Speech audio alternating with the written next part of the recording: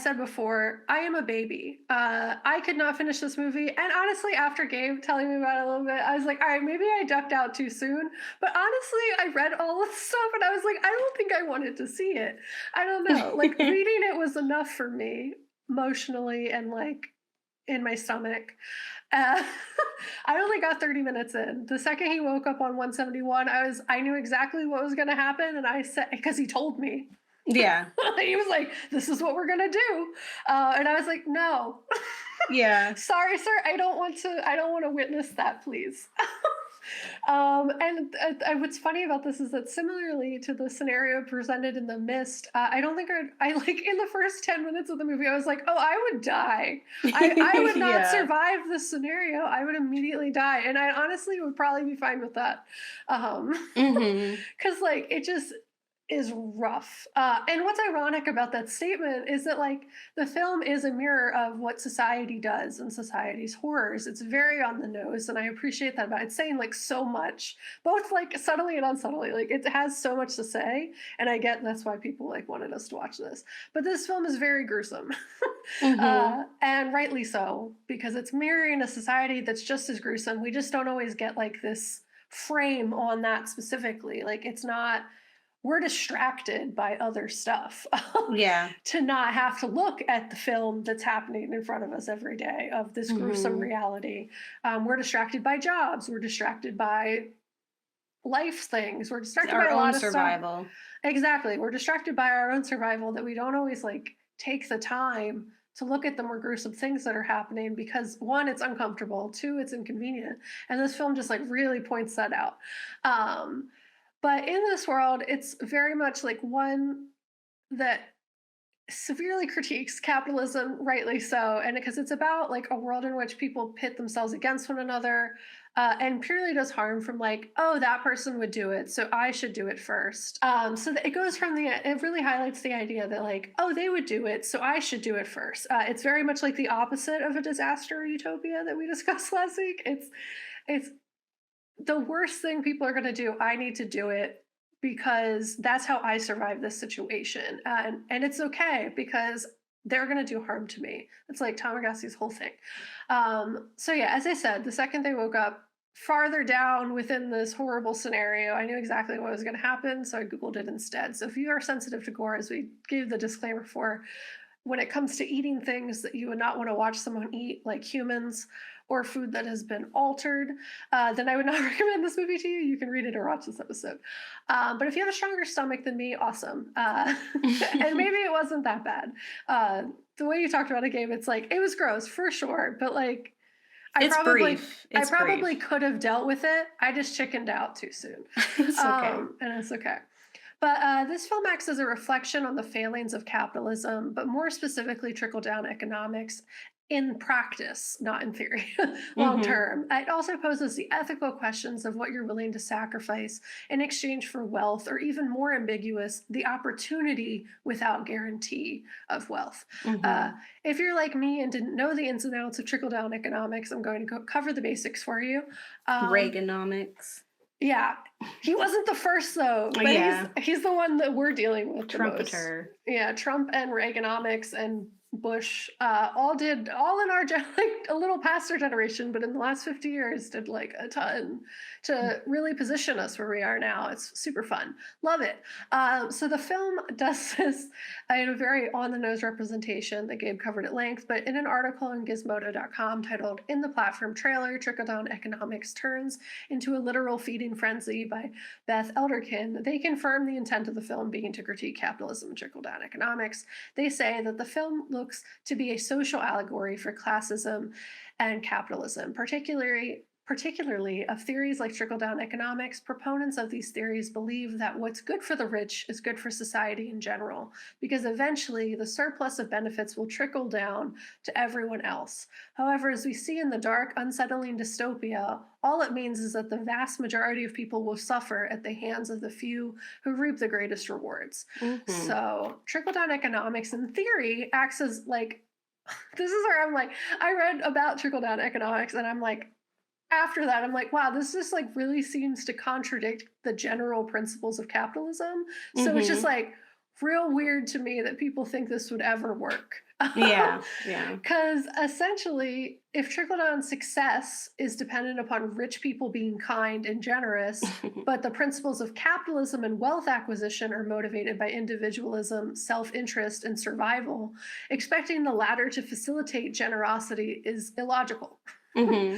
To build excesses of wealth, a person has to be selfish. They have to be unkind. They have to manipulate the system in their favor at the expense of others. So to Hmm. expect kindness from people who achieve their wealth through being unkind seems pretty nonsensical. But I'm going to get into that's in my opinion.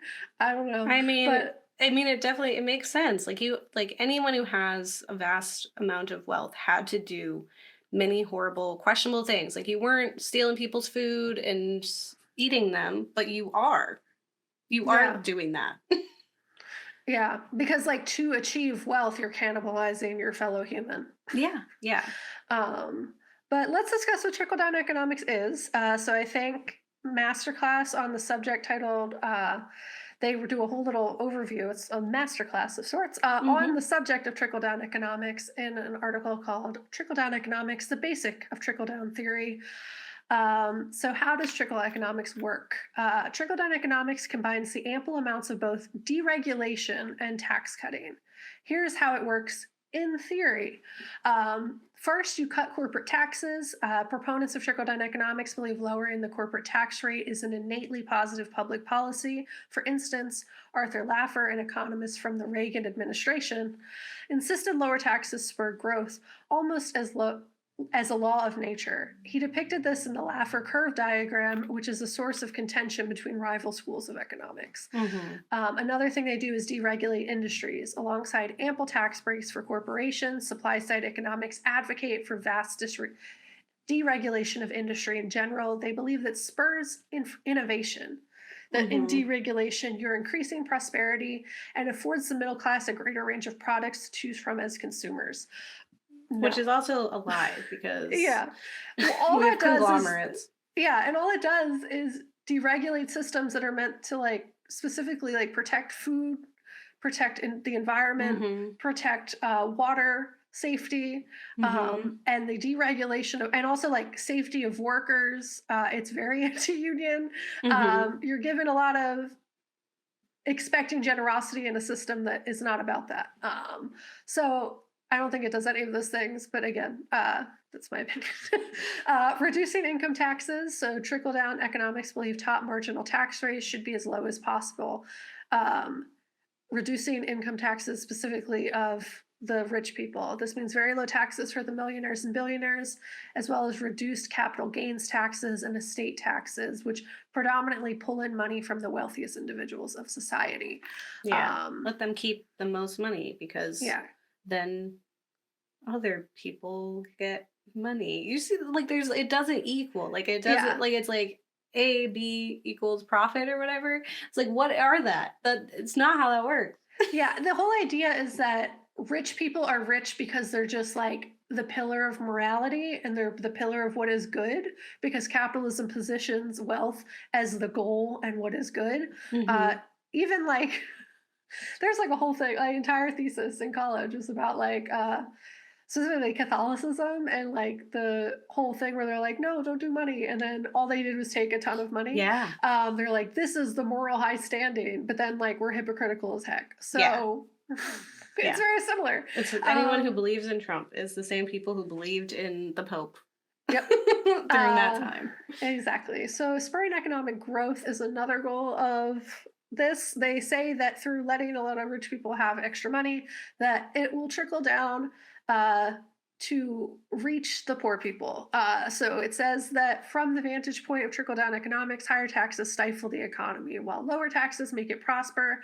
The stated goal of this approach is to increase government revenue and overall GDP through tax cuts and deregulation. Although, if you tax the rich, the government would have significantly more money for social programs. So it actually For kind of infrastructure. does the opposite. In turn, this should, at least in theory, lead to an improvement in living standards for everyday people as much as the It doesn't make wealthy. any sense. It doesn't make any Any sense sense. because it's like you're taking away the money from the people who would fix infrastructure or in theory also. I guess like people in power, you're expecting them to do the thing they're supposed to do. Yeah. But and then expecting rich people to just do that out of the kindness of their heart when like Yeah. why would they? Yeah. It's It's just like that like you stop the movement of the money.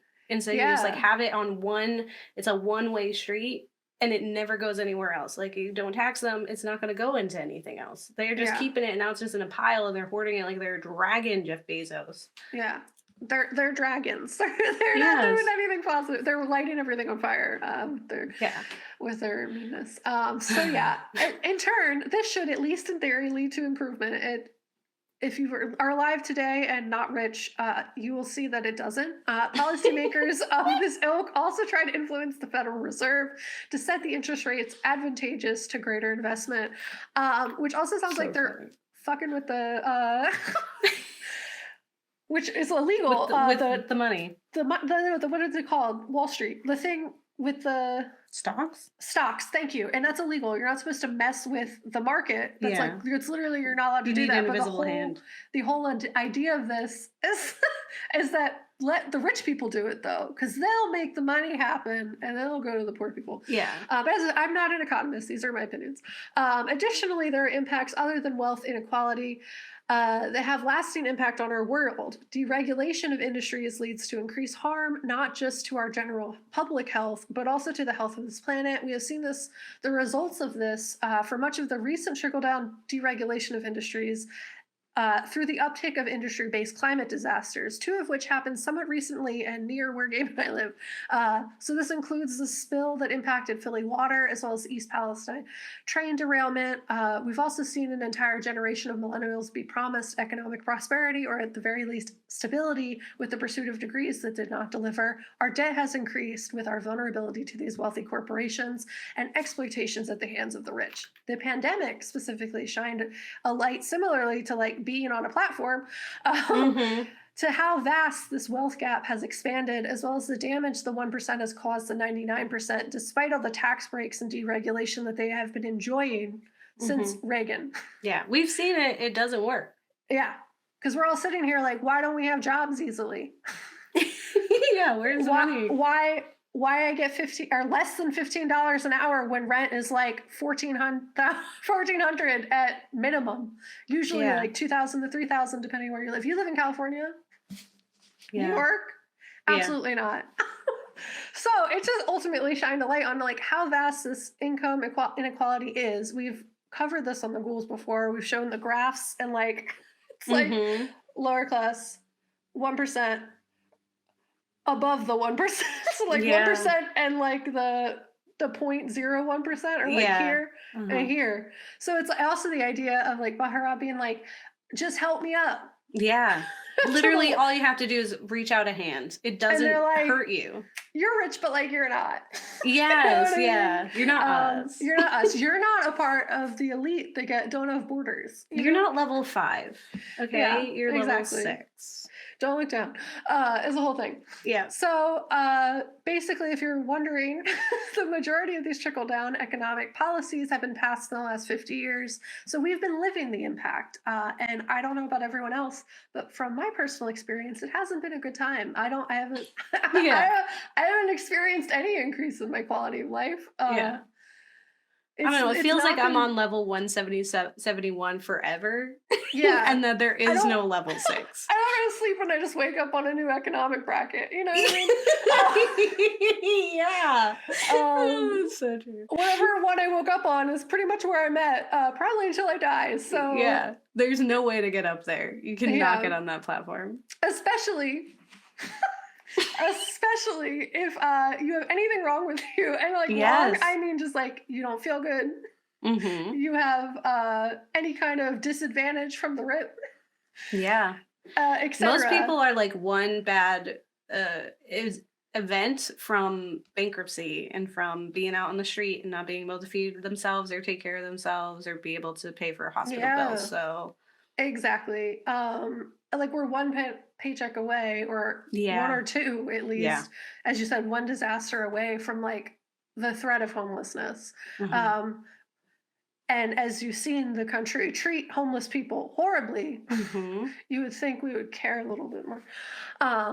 But that's all No, I'll you say. don't look down. You You don't don't look look down.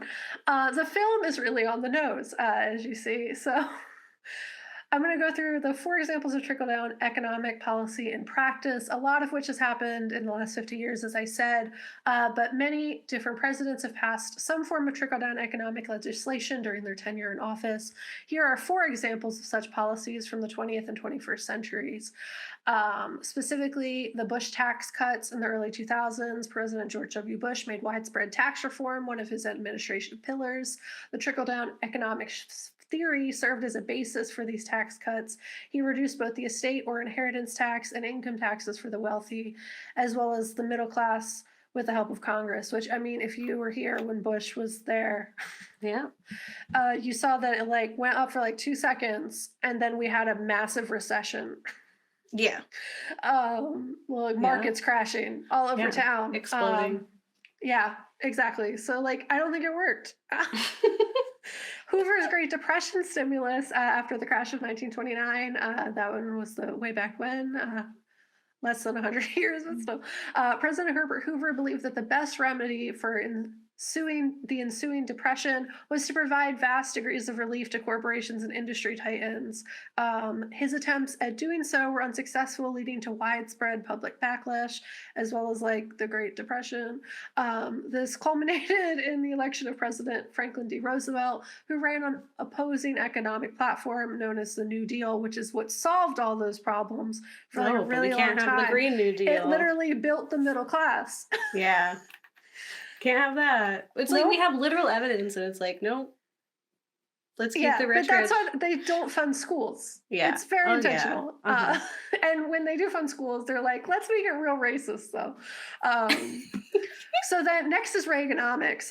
President Ronald Reagan is almost synonymous with trickle-down or supply-side economics. His administration worked with Congress to pass 2 tax reform bills during the 1980s. These brought the top tax rate down to almost 50% points for high-income earners from 73 to 28. Mm-mm. So the 73 was something that was established in the New Deal. And he was like, I hate that. Even though I benefited from it my whole life. Here we go, 28%. We're going to lower that down. So while he was pursuing his regulatory and tax policies in the United States of America, the UK's Prime Minister, Margaret Thatcher, was pursuing similar economic reforms across the pond. And as we know, Donald Trump, the Tax Cuts and Job Acts of 2017, President Donald Trump worked alongside congressional Republicans to pass a sweeping series of tax cuts for high-income earners and wealthy corporations in the first year of his presidency. He lowered the top marginal tax rate from 35% to 21%, even lower than Reagan. So no wonder where we are, to the top corporation tax rates from 39 to 21. So the pandemic makes a lot of sense in that companies are able to vastly exploit their workers during that time and make a lot of money because the rates were so low, recordly low. Like they had not been that low before. And no Democrats voted for this bill, as a fun fact, highlighting the disparity of viewpoints on the efficacy of trickle-down policies between conservatives and liberals. I will also say that a lot of this deregulation is also geared towards, like, there's lots of horror movies that we've watched and discussed on the show about deregulating industries and how that vastly impacts the planet. I'm thinking that one episode, with the water, the isopods. The Bay, thank you.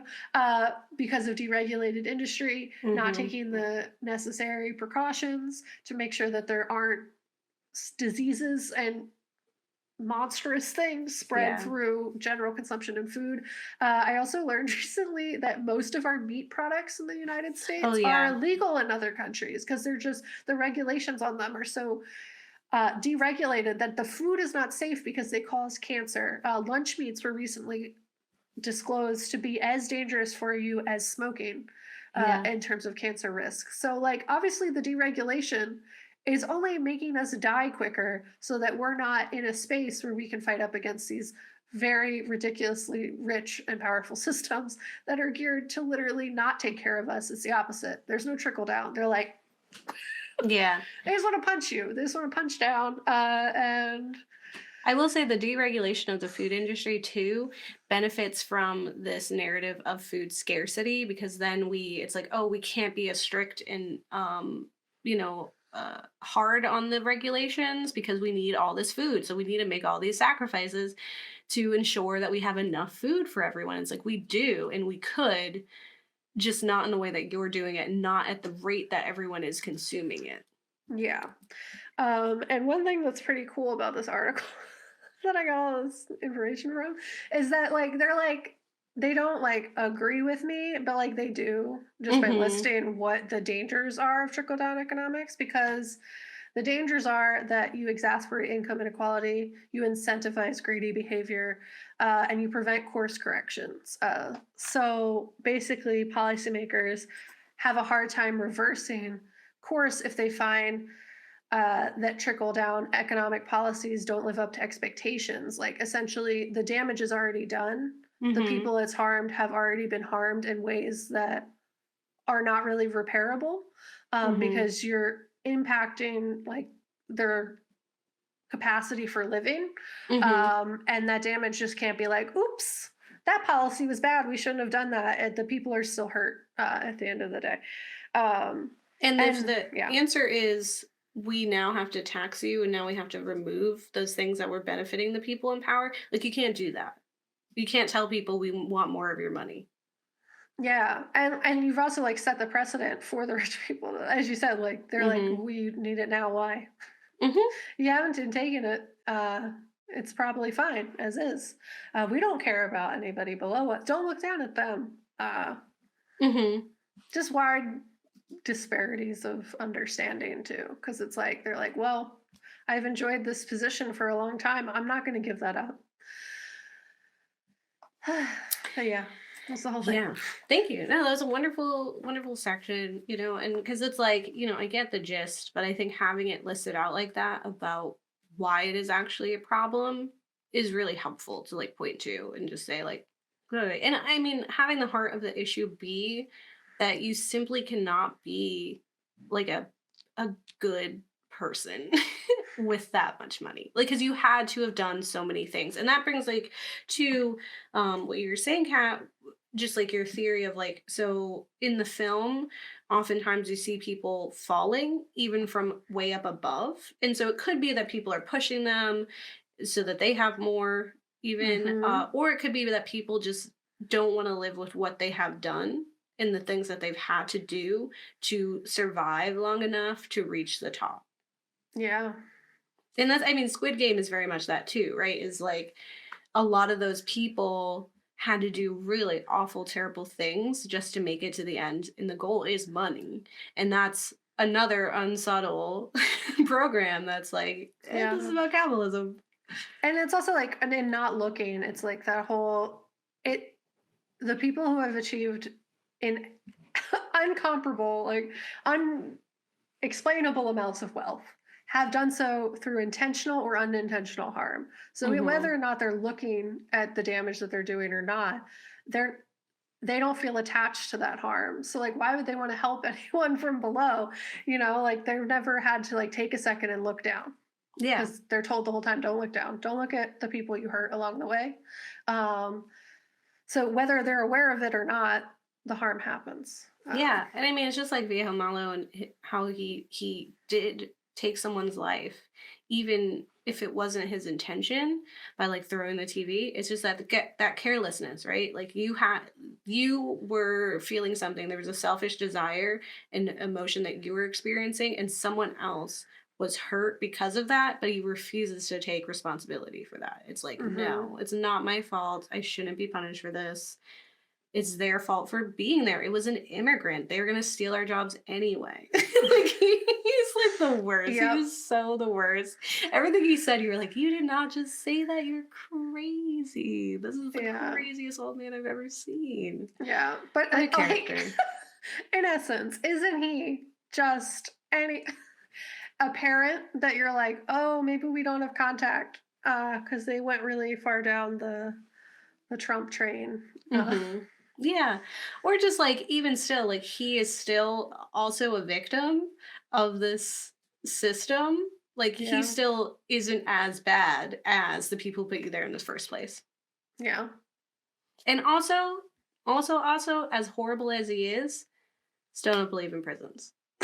Like, in Yeah. that way. The way that definitely not that prison. But it's like, as absurd as it is, it's actually not that far.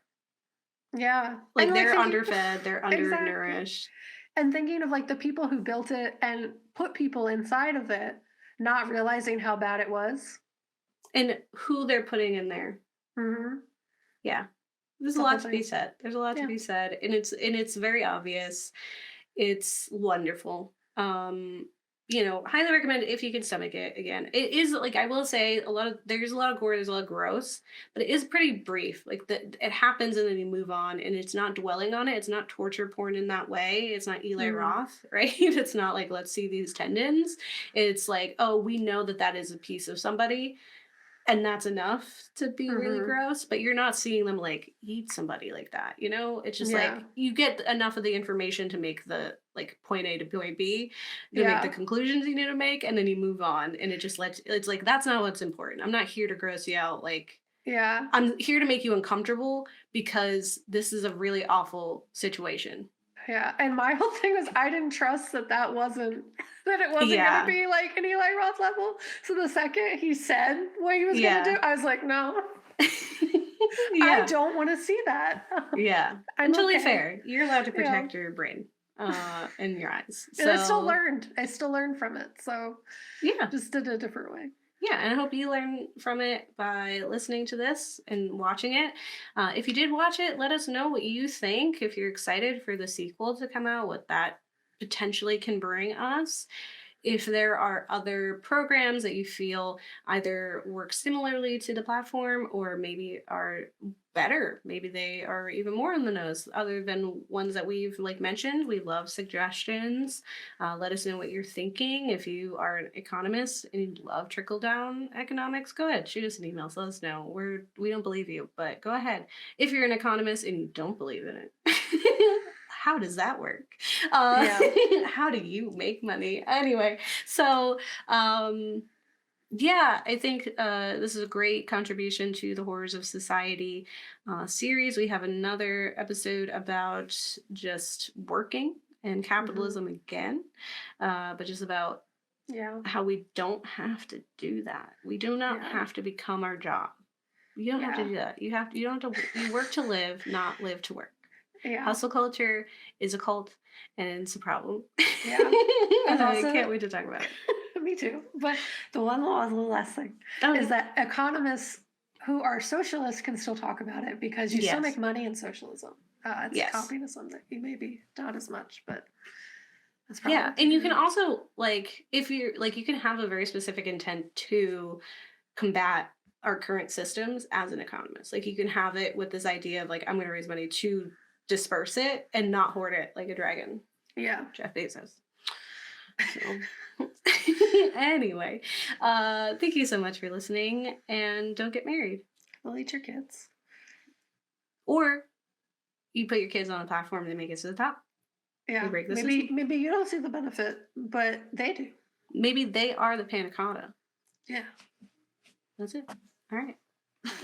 Bye. Bye.